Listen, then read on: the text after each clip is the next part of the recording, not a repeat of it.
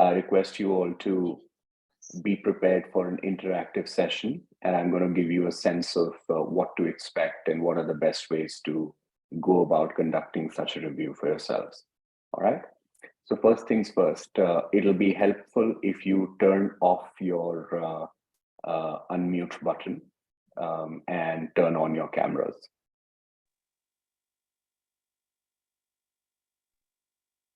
Okay.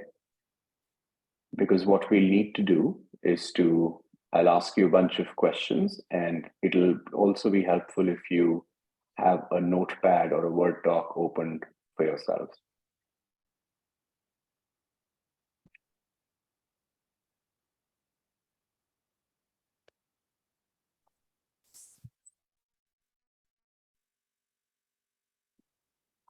Okay, excellent. Thank you. So the way we start our media review is to get a sense of our goals that we set at the beginning of the year, and then calibrate them where we stand. Are we in position to meet those goals, fall short of those goals, or exceed those goals? All right. If you are like most of us, you will probably be somewhere in the middle. You will struggle to have a sense of, an exact positioning of where you are. So around the middle of the year, let me tell you what I've been doing in the past few years. So 2017 summer, around the same time, I was in China at the World Economic Forum annual meeting there of technology champions. And around that time, network capital was a side hustle for me, but I would spend many hours just trying to make sure that we get to the 1,000 true fans and we get a sense of what our product is. Are we on position to getting there or not? So I would go to the conference, come back, but all along, wherever I would meet somebody, I would try and educate them about what I'm building and so forth. At that moment in my life, I did not have an end goal for the year 2017. That's what I'm talking about. So my goal was to keep going, which is to build the brand and evangelize the idea of a network capital like community, which should exist and should keep going. So the plus was, because the goal was infinite, I just needed to keep at it. Whoever I meet, if there would be a relevant conversation, I would nudge them towards what I was nudging towards. So that was 2017. 2018, same thing. I was again at Microsoft. Focus was to get more people, more community members engaged. And I realized in 2017, 18, 19, specifically 2017, 2018, and in part 2019 as well. In the middle of the year, I remember being thoroughly energized because my Microsoft goals were, that goal setting process was clear. But because the goal of network capital was not number based or target based or outcome based, my system was to just keep at it. And you'll realize that in 2017, 2018, 2019, not having a tangible goal, but just having a direction of where the company, the community needed to go was at that time helpful to me. 2020 is when the pandemic struck. Around the same time, I had taken a decision to leave Microsoft and focus on getting to the next steps. And that's where I pivoted and said that, I now need goals. So by the end of 2020, December, I really need 1,000 true fans who are also subscribers, who are committed to the mission. Because if I don't get to 1,000, then we will be in trouble. We'll be in trouble because the business case of network capital would not be established. I would probably, if I quit Microsoft, there isn't a way in which I can put my salary, or if need be, to growing network capital. So it was non-negotiable. 2021, it struck me around the middle of the year that even though we have lots of subscribers, we probably need to develop an additional way of making an impact. So can we get companies to subscribe? And then we set goals that, okay, let's have 10 businesses. 2022, same thing. By that time, we had raised some money from Facebook and from our patron, and the goal became very numeric. Get to this target, this level of reach, this level of brand, this level of impact for our consumers, and that does create a lot of stress, because then you're basically beholden to a number or an outcome or a system that you have to meet on a daily basis. And if you don't get that daily number, you're either setting yourself up for feeling much better than you should legitimately feel. Let's imagine that on one day you get like two or three businesses to sign up, and you have a major CEO of a Fortune 500 company come and address our subscribers, and everybody thinks that Network Capital and the team is building something world beating. So it gives you a false sense of satisfaction of where you need to be. And on bad days, where say RBI changes its guideline, and you have all hundreds of unsubscriptions, and you feel that you're not aligned to meet your goals, then you feel that, oh, my life is coming to an end, nothing works. So in both the cases, what happens is, if you set very number specific goals, you're either setting yourself up to feel much better or much worse than the reality. And having done some version of this mid-year career review now for 6 years, I can tell you with reasonable clarity that we have met and exceeded our goals around the mid-year every single year. Come what may, whether there has been a personal tragedy or there has been other difficulties or opportunities our way. But meeting your goal and being positioned to meet your goals in future are not the same thing. And also having the systems which position you for long-term success and simply hitting the target, whatever you set, are not the same thing. So a mid-year career review or mid-year review of your own business or your work life should not be simply a calibration of numbers met or numbers not met. Hypothetically, if you set your goal at the beginning of the year that I will lose 5 pounds, 5 kilograms in weight by swimming or whatever, the way to see whether you're meeting your position to get to your target is not to look at simply the weighing machine and see are you or are you not 5 kilograms lighter, because it will basically position you to feel either too disappointed or too happy in the short term or in the near term. Every day you will be focused on looking at the weighing machine. I encourage you not to do that. Just abandon whether you're on the doing that. Instead, look at yourself, that are the systems that you've set for yourself, are they likely to position you towards the ultimate goal that you want? So if suppose again somebody set the goal of losing 5 kilograms, what does he or she want?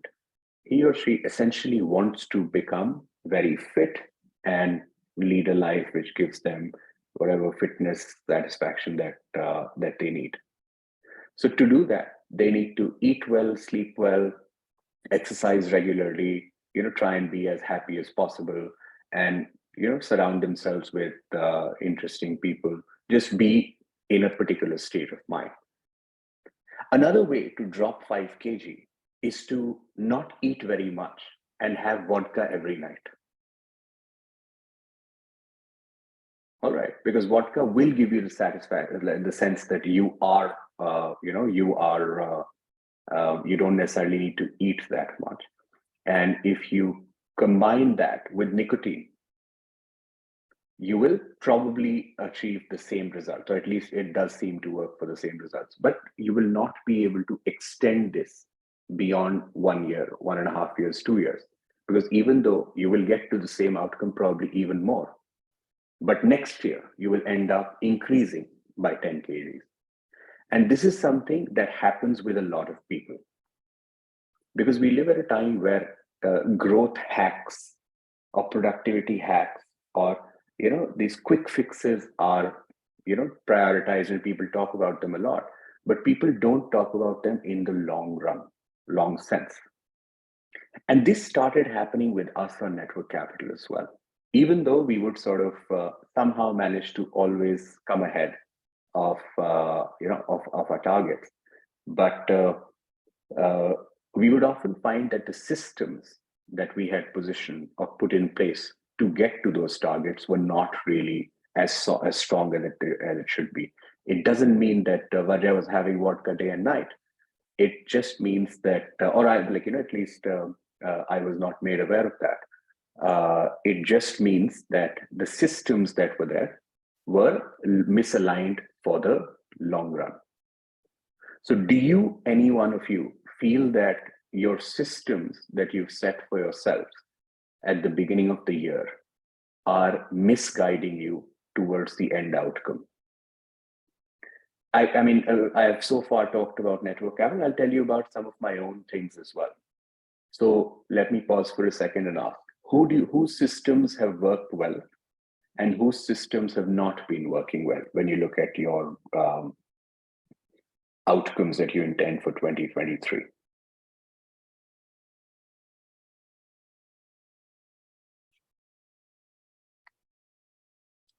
I can actually, because we have limited time. Yeah, Yogi, go ahead. Yes, please. Yeah, I mean, I think the systems that work well for me are when I'm able to consistently do them. For example, I do like one thing I've been doing is to just spend 45 minutes every day just walking, exercising. So that really leads to like having a like certain waist or certain the way I look and stuff like that. So that's one system. Another system is like reaching out to people through LinkedIn or through whatever social media for so that in the short run it feels like nothing is happening, but then 2, 3, 4, 5, 6 months down the line things start to happen. So I think those are the two systems I know. The habits that I develop are the ones that really seem to work. Yeah, because Yogi and I have been having conversations regularly about a particular set of outcomes. So I can also tell you that there are many systems that Yogi has struggled to set in place for himself. All right. And I'm going to talk about two of them, largely because, he and I have a particular outcome that we work towards, a system per se. So one of them is that the system of scaling himself, that system has not worked so well or that had not been working well for Yogi for some time. And the second is that regularity of producing ideas that he can be proud of. All right, because for some of you who don't know much about his background, he's one of those freaks that he got top-notch rank at IIT Kanpur. Evidently, he was a gold medalist there. Got a PhD at Cornell, and basically the people who have CVs that make everyone look very timid. So he set himself up for a lot of success by achieving, a lot early on.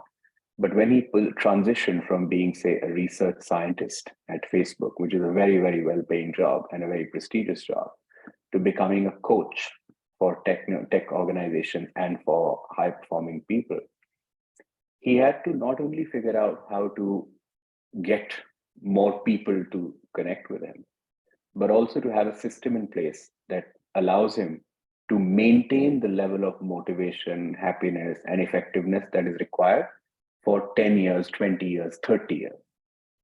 Again, remember the 5 kg weight reduction analysis, right? You can achieve the same outcome through vodka and nicotine that you can do from exercise, but the difference is short term. One will drop your weight immediately in a month or two, but make you bloated next year. And the other is it will consistently make you fitter without burning yourself out. So in Yogi's case, the challenge has been, how do you maintain joy with this career transition? How do you actually develop a system which allows more organizations to realize the importance of scaling its tech stack? And also, how do you find more people, specifically with backgrounds in tech or people who are aspiring for careers in tech, to seek the kind of training and coaching required in the Valley and other ways to scale themselves? So designing the system is the main mid-year review. And doing a calibration on the system is what the mid-year review should be about. Not whether you've hit a particular revenue target, whether you have reached a particular set of organizations, whether you have written 50,000 words or 10,000 words or not. Don't get me wrong, those things are also important. But if you have to look at an 80-20, it should be 80% system, 20% goals. For example, if it's the month end, when I used to be at Microsoft, June 30th would be the end of the year. So June end, everybody in Microsoft would be making sure that more revenues are clocked and more deals are coming in and everything gets closed before the end of June 30th. However, when Microsoft started doing really well as a company, they were not clocking more deals at the end of June, like, the last week of June. What they were doing was to have a system in place that will get enough deals that will keep closing throughout the year, so that June 30th becomes immaterial. Now, that doesn't mean that people in sales and business development would, go and sleep around the end of the month. It just means that their focus shifted. So the way that company transitioned was that they were early on in the business of selling servers and getting people locked in. What they got into was in the business of customer satisfaction and lifetime value. Can they keep customers engaged for a long enough time? Now, to a small extent, Yogi, and to a slightly larger extent, Network Capital, are also in the same business. Ultimately, the success or lack of success only depends on how long can you find joy in the system? Can you maintain the system? And can you consistently do stuff that you are proud of? So I encourage you, as you do this mid-year review, to do a robust analysis of the system you have in place for the goals that matter to you. Earlier today, one of you called me during office hours, and the person wanted to upskill on a particular technology. And the goal should be, I will read 5 papers every day on that particular technology. The system would be, who are the right set of people to learn from, identify them. Am I learning and practicing enough about that particular technology? And then, am I testing whether I'm learning enough about that particular technology in order to get to that particular goal? So the mid-year review is essentially a system review. That is the first thing you all should do it. Based on running Network Capital for a few years, I can tell you, for most of you, your system would be in place, but it will be broken in many directions. So the goal is to identify where is it broken and not fix them. Because you can't fix everything that is broken. You can fix the major leaks. Okay, so let systems be broken. Because your job cannot be to break or identify everything that is in need of repair. Look for the big ones. All right. So in my case, observing what one particular entity was relaying would basically cost me 30 minutes every time that information came to me. Now that is a major system flaw. So, what I mean is that I have, suppose, a knowledge mechanism. A good chunk of my day is just reading and thinking, right? So I realized that one particular source, one information would cost me 30 minutes, 60 minutes in a negative direction. That needs fixing. Because if you don't fix it, that means if you end up wasting half an hour, 1 hour, 2 hours every day, every alternate day, that means almost 1,000 hours over the year. 1,000 hours you cannot waste. 1,000 hours if you're spiraling in the wrong direction. That is a major break. However, some flaws can remain. For example, my sleep is not particularly okay. Like someday I'll sleep early, someday not early, but someday I'll sleep very late, someday I'll sleep sort of late. The next morning I'll wake up. I've tried to fix this for a very long time. I have not managed it. All right. I function just fine. I don't have too many problems. Maybe I will. I can't fix it just yet. Right. So I will let the problem be, but try and make it a bit better. All right.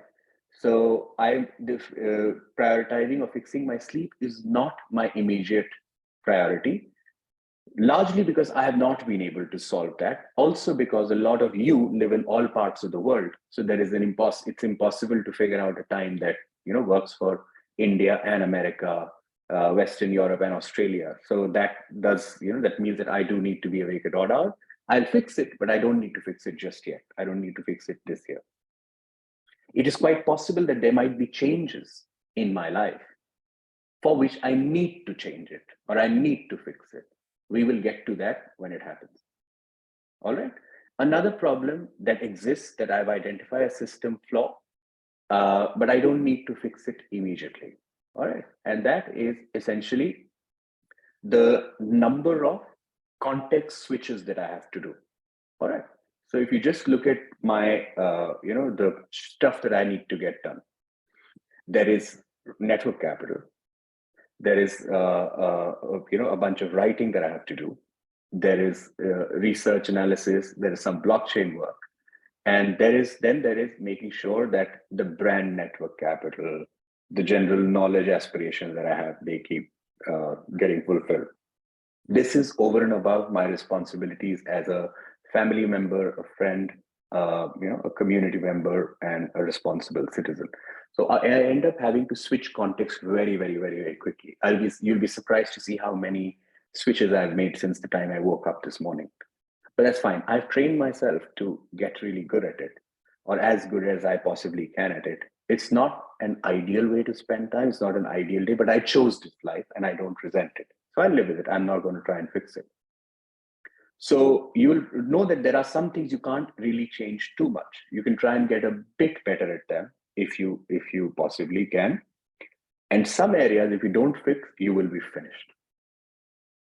So a mid-year review is to look for the big leaks, not the small leaks. The small leaks, let them stay. As Reid Hoffman, the LinkedIn co-founder, says, basically, let fires burn. This is him talking about early stages of a startup, but applied or changed, that applies to personal life as well. You don't need to solve all problems. In fact, most problems you should not solve. Just look at the ones that if you don't solve, they will finish you. Yeah?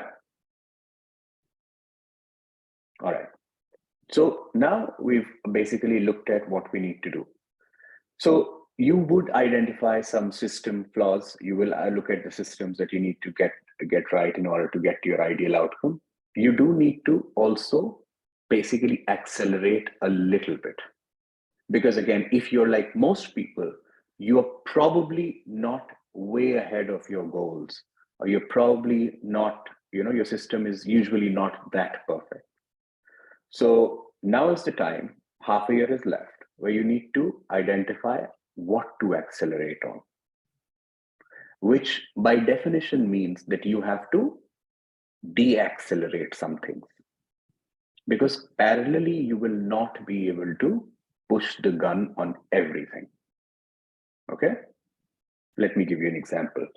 So when Sage shut down, my first book was from Sage, second book was also from Sage. So the second book was bought by Penguin, another publisher, to publish. The first book is still not taken up by anybody. While I really, really want it to be taken by another publisher who can make sure that readers keep getting it, I will let it be. I'm not going to spend 2 hours every day trying to make sure it gets published. If it gets picked up, awesome. If it doesn't get picked up, life will go on. Right? So this is just knowing that I don't need to prioritize that. What I do need to prioritize now is to start saying no to the organizations that come to me asking for time or asking for stuff to do. So that system I fixed, because on an average day on LinkedIn, I'll get anywhere between 50 to 70 people just randomly asking for something. So that problem is fixed now because I've come up with a really empathetic but clear cut notification of how to engage with me. Because what I want to do ideally is to go deeper with the existing folks that I have, community members, businesses, people that I work with, for a particular outcome, and not do, 15-minute interactions once with 20 random people. So it comes back to setting their automation messages. LinkedIn inbound requests are taken care of.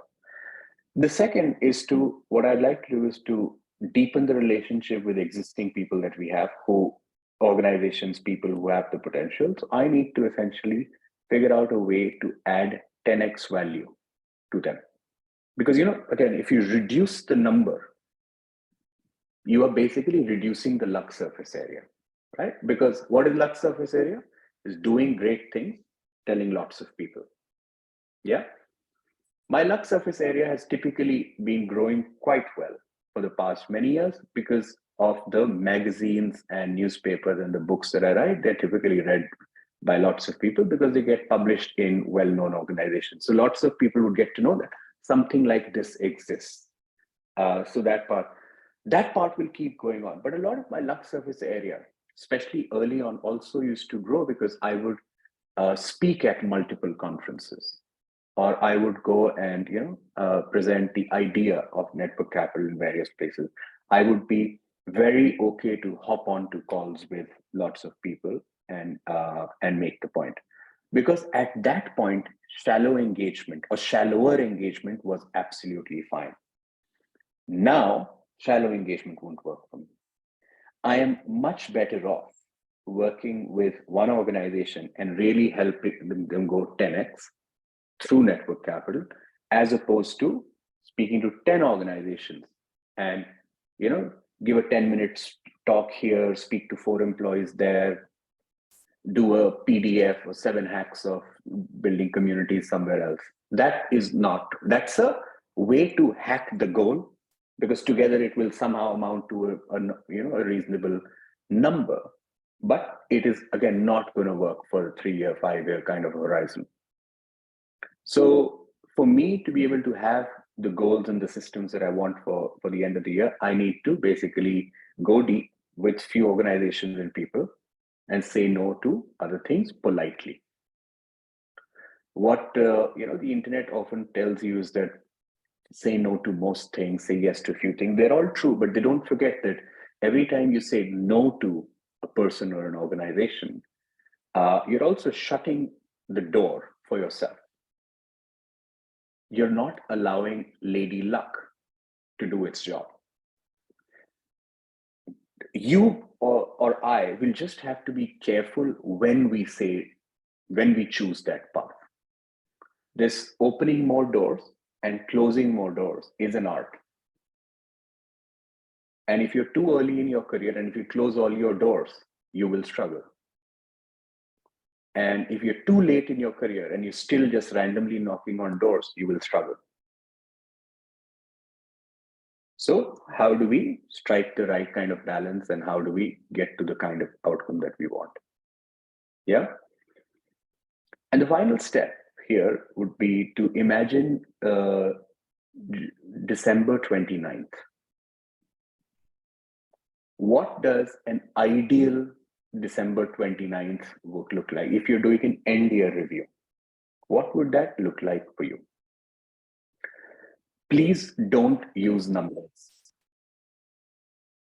This is not the time to measure your how you feel in terms of numbers.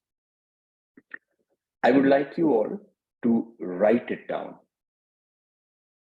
as you stand, as you're in this particular session, because nobody does assignments anymore. That's the post-pandemic world we live in. So I'm going to wait for you. Spend 5 minutes and write down your ideal outcomes. It can be that I just want to have an uncluttered mind.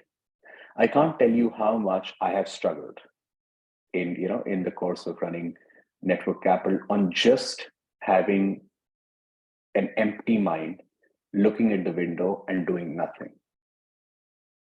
Now, isn't that that's a tragedy? No human being should be in a position where their mind is constantly churning out thoughts.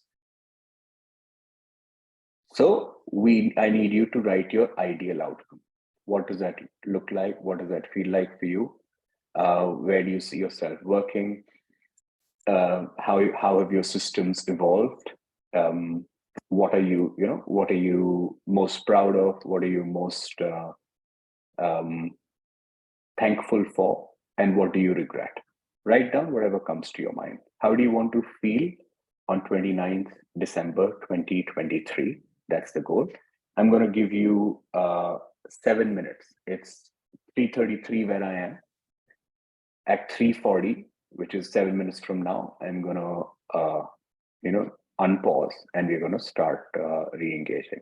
I might call upon a few of you to share how you want to feel on 29th.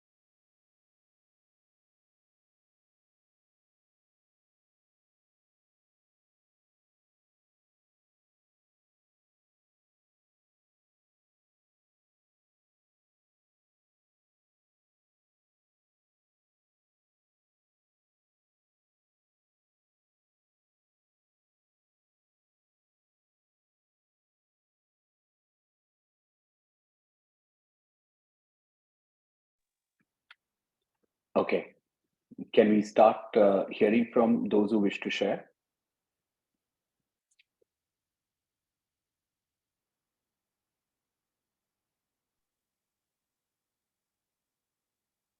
I'm happy to share some. Yeah. Go I for it. think what I thought of, like, I just thought of how I want to spend my days, like going into December 29, like how am I spending my days, basically system wise. And one thing I thought of, like, I want to be reading, journaling, writing, thinking, like on a regular basis, an hour a day. Like I want to spend some time, good quality time there. So building into that. And then of course the outcome will happen, but coming up with great ideas and writing articles and all that is kind of outcome, but I'm not focusing on that. So that one. Another one is I have a So can we 1-year-old just daughter. pause on this? Let's. I'll just want to provide some comments for each of you, so that by the end of it, you can all apply. So look, how you spend your day is how you spend your life. All right. This is not what I'm paraphrasing someone here. And the other thing to keep in mind is that if you look back 1 year and you're not embarrassed by what you're doing, it means that you're probably not learning enough. So the biggest way to get your system right is to try and spend your days really well. And if you're not spending your days really well, no amount of outcome will get you there. All right. This is something that I hear often from very wealthy people, very successful people all the time. Is that the moments they said that they were happiest or most energized were often the moments where they enjoyed the journey, because the outcome, that feeling of getting to a particular outcome will fade very quickly. Today, in terms of outcome, has been really good for network capital in terms of stuff that we had to check off our box and stuff that we had to get done. But again, I'm neither particularly happy nor particularly sad. My former self would have been, ecstatic. Oh, wow, this is amazing. Problem solved. And then tomorrow will be miserable, because every day you will probably not have the kind of micro and macro successes that you want. So in a way, you're almost setting yourself for perpetual disappointment, or you're making yourself a success addict, which most of us are. You are a success addict, which is primarily why you're on network capital. There is something that unites all of you, is that you're not ready for okay. You're not ready to say that, hey, okay is good, which means that you'll probably not be particularly happy with a sad life unless and until you recalibrate the way you exist on a daily basis. So the question is yours. Are you happy being unhappy, dissatisfied, going ups and downs, having extreme highs and lows, or not? Because for some people, it's amazing. All right. Um, but for most people, you won't be able to replicate the successes and failures that you have. So make sure that you're from now till 29th of December, you get how you spend your days right. Stop looking at the scoreboard. Okay. Stop looking at your bank balance, stop looking at your weight, your muscle mass, and stop looking at those kinds of things. You can do that as a hygiene check, because it is possible. Sometimes you do something which is really backfiring or not working at all. Suppose the doctor told you that you have to pump up your protein intake and you start having a lot of milk. And it turns out that your body is allergic to natural milk, then that is obviously backfiring. It means that you have to recalibrate your approach. But beyond that, just stop looking. I am personally a very output driven person. If you work with me, or if you listen to me, if you collaborate with me, I actually don't worry too much about how you do it, as long as you ethically get the job done. Yeah. But here also, I've had to rethink some of my approaches, which is that the most important question from now till 29th December is, can you get the way you spend your day right? Can you be comfortable with it? Can you ignore the scoreboard? Not completely, but 80%. Okay. Yes, Yogi, you were saying? So that's one. That's on a how I spend my day. Second thing is actually, I think that's I realize one thing that stresses me out on a regular basis is not responding to people, like not having systems for all responding to people. So when I get to a point where I'm responding or deciding not to respond to people within 24 hours of actually getting a message, right? I think that's something it really probably pulls my energy down a lot. And oh, I'm thinking about this, I'm thinking about that. And so I don't have to respond to everything, but decide not to respond at that point also. That's also okay. So coming up with a system for that will be one thing for me. Yeah. And a lot of you will struggle with something very similar. What's the appropriate time frame to respond to people? And the way to do this is, I don't want to tell you do it in 24 hours or 48 hours. Just make it really publicly available. What time you are going to reply? What time are you available? What time are not? Office hours are when I am available. All right. But if I make myself available all the time, that means I'll not be able to do proper justice to the times that I speak. And of course, like there are times when my previous call is extending or I'm in the middle of something, then there is, uh, uh, like I can always communicate that. But your job is to make your schedule public. There is no upside in holding how you spend your days to your close to your chest. Because if people know that you're open to connecting now, you'll be responding in a certain amount of time, they can live with it. What's upsetting is when people not, like you just feel that you have to be responding all the time. No. If you know, if you set your parameter that I will get back to you in 48 hours and everybody knows that, or your email automatically has a notification that if you're spending it to me on WhatsApp, it's quite likely I miss it. If you're sending on email, I'll get back to you in 48 hours. I typically clear out my inbox on Friday night. Then then you've made yourself aware. Then it means the other person is not going to follow up with you. So I would say that again, like since many of you may have scheduling challenges, make your schedule public. Okay, don't feel the need to keep it to yourself. Yeah, Arvind. Yeah, so basically, I have a question regarding some external uncertain factors. Say I have a particular goal, but there are a few things which depends on me. How do I approach and how do I work particularly for the goal? But there are some factors which are quite external and which are not in control. For example, be it market or so. So how to approach and how to tackle these uncertain external factors which quite affect me in my goal now. Yeah. You can't actually change external factors too much. So if you're a trader, then you can't really change global politics tomorrow.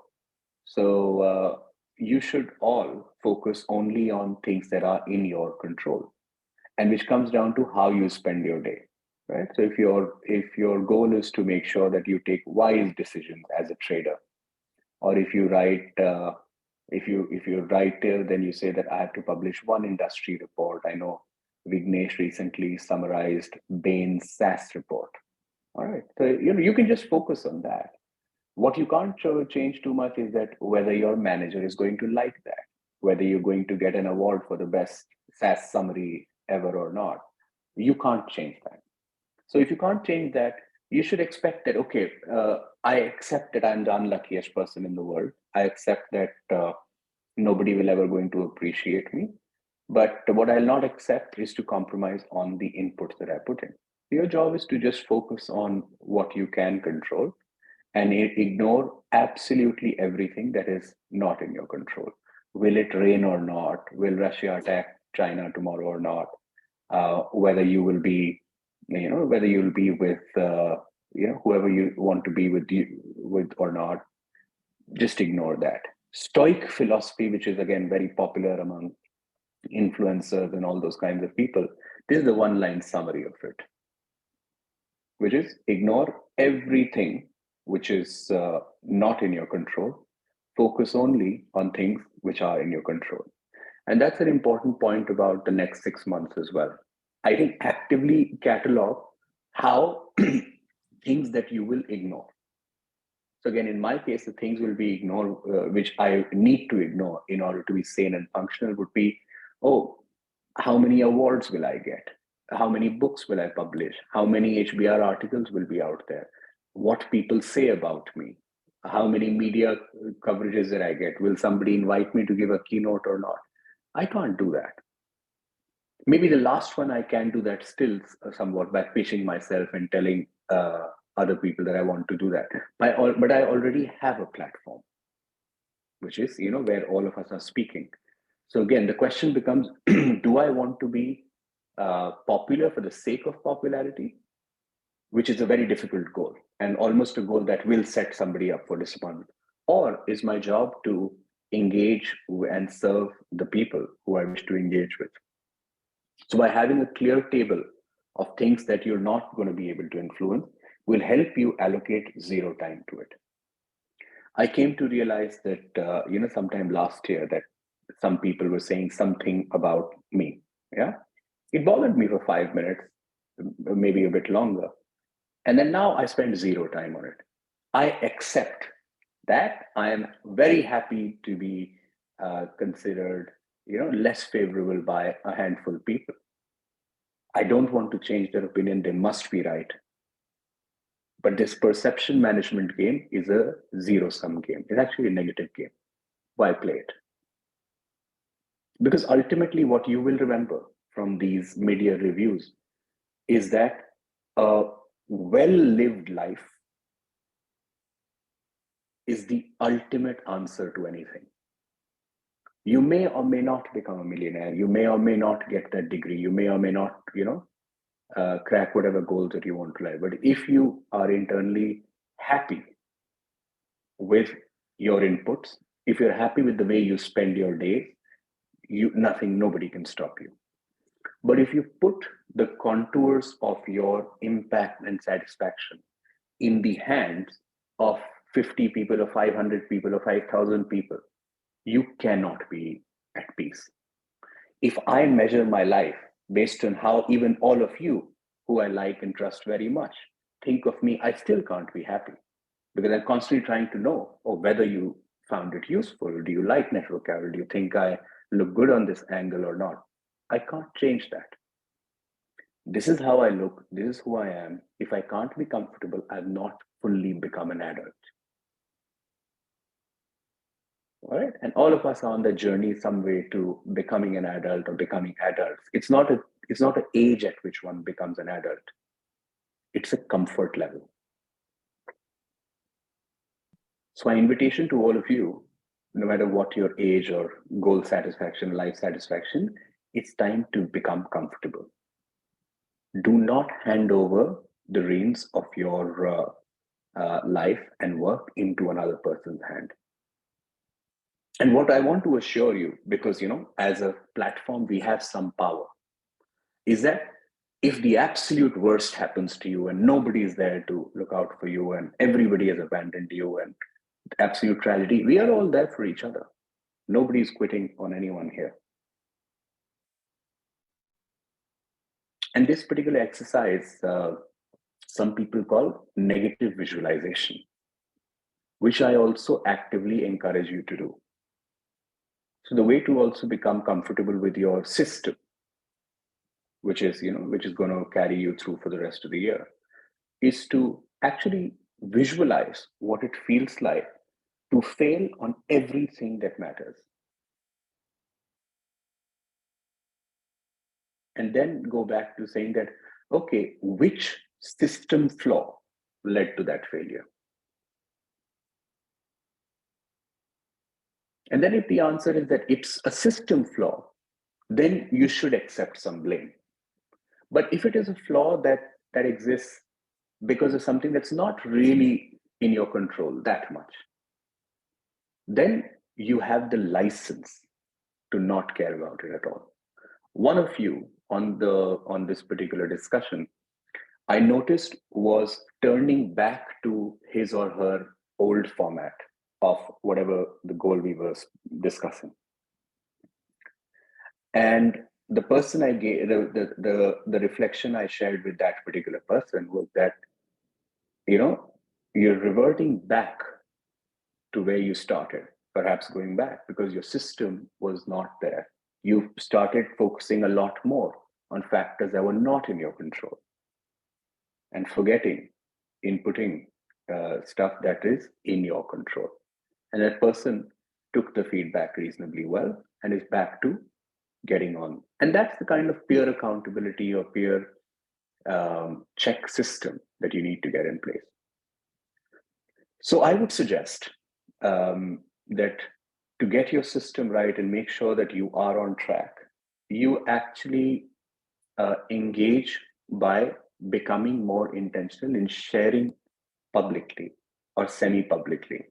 On the network carrier subscribers, it's a semi-public accountability system. So it's absolutely okay to let me know what your system is through office hours or via email, and let each other know. There is no upside to privacy on these fronts. There is upside to privacy on what you do in your own time, what goals that you matter for yourself, or if you feel that you need to watch a particular television show or engage in a particular holiday. That's absolutely, nobody needs to have an input on that. But there's no upside of keeping all of these goals done. When it's looking for a job, upskilling, you need to learn to ask and position the right kind of questions to get the right kind of help. To go back to the person who was speaking to me earlier today, that particular person wants to upskill on a particular tech stack or a technology system that exists.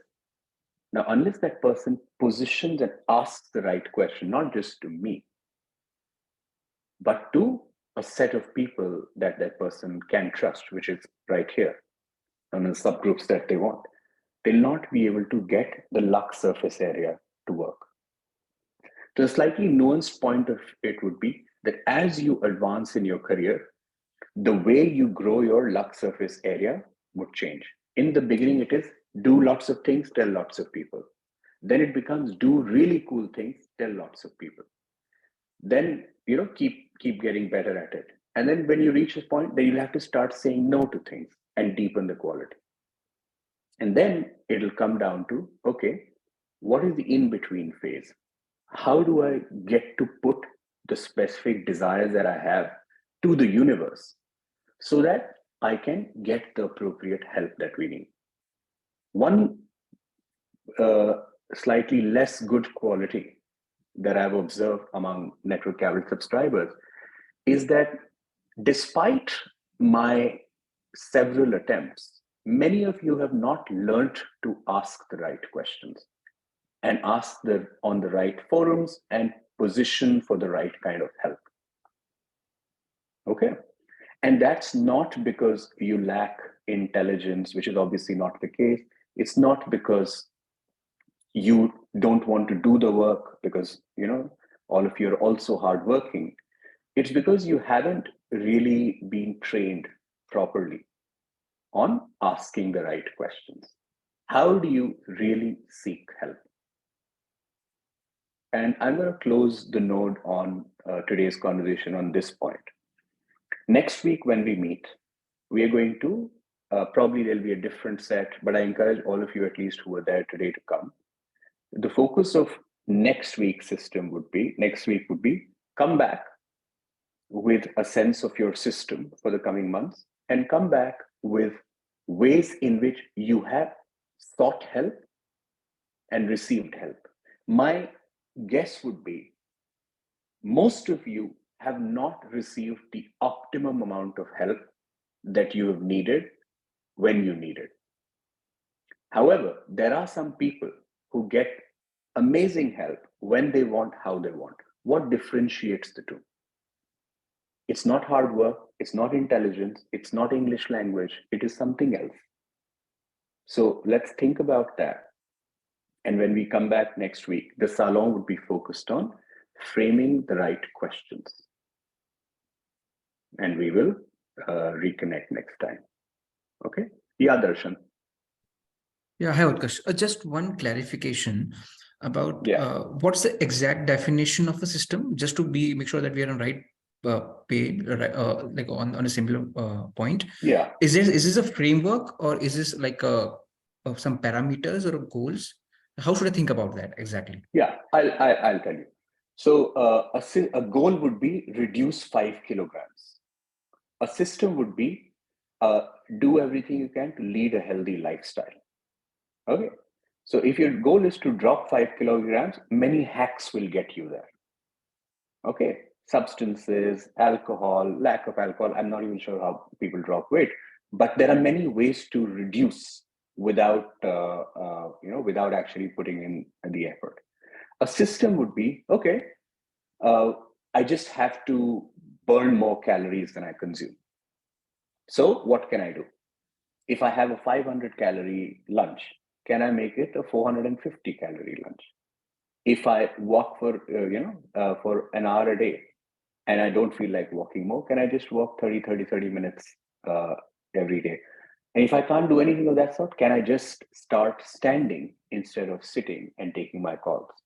You all will remember that through the entire pandemic, I barely sat because all of you called me all the time, and I basically was on the foot, like on the foot walking. So I knew that I will probably not be going to the gym. I'll probably not even be able to, I was just like at home. Everyone was at home.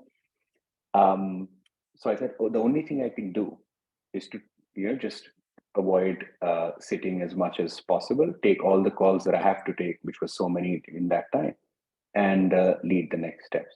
So I was much less focused on becoming more or less of anything. I just wanted to make sure that I make that a part of my lifestyle. How I did that was up to me. Okay. So that's the one is a goal that can be hacked. The other is a system that you develop. And an important differentiator is that a system compounds. If you get the system right, and if you keep getting the system right, you will become, anything that you want to become. Typically, the effort and outcome correlation will break, which means that if you get your system right over a period of time, in 1 year or 1.5 years, you will be 5x as fit, or 5x as smart, or 5x as productive, not 1.25x. That's the difference. Got it? So Yeah, a Utkarsh, good thank you. system will get you compounded action. A good goal, while necessary, is not sufficient to ensure that you get to the outcome that you want. Okay? All right. Okay then. See, yes, Apurva. Hi, Utkarsh. Thank you for the wonderfully insightful session. I have this question that how do you know when to drop the goals? Because it's mid-year.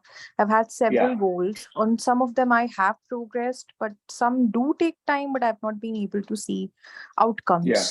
So what would be your approach on this? I would be of the recommendation that most goals should be dropped, which means that typically we tend to have way too many goals than way too little time. So unless and until you feel that a goal is truly important to you, you should drop it. Thanks. Okay. All right, folks. Have a great day and see you next week for the Salon. Take care. Bye.